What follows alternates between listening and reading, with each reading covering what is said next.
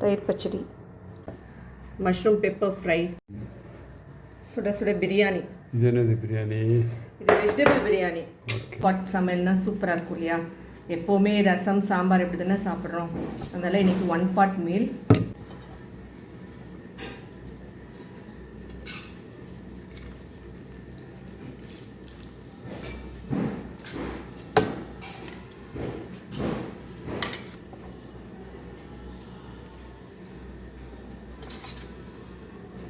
இதுதான் எங்கள் வீட்டு மீல்.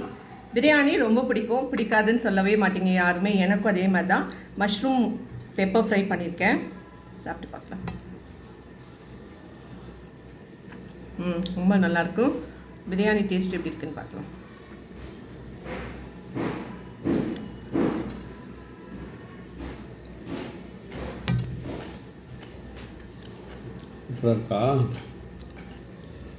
சூப்பராக இருக்கு. எனக்கு பிரியாணி தட்டில் பார்த்தோன்னே மூஞ்செல்லாம் அப்படியே மலர்ந்துடும்.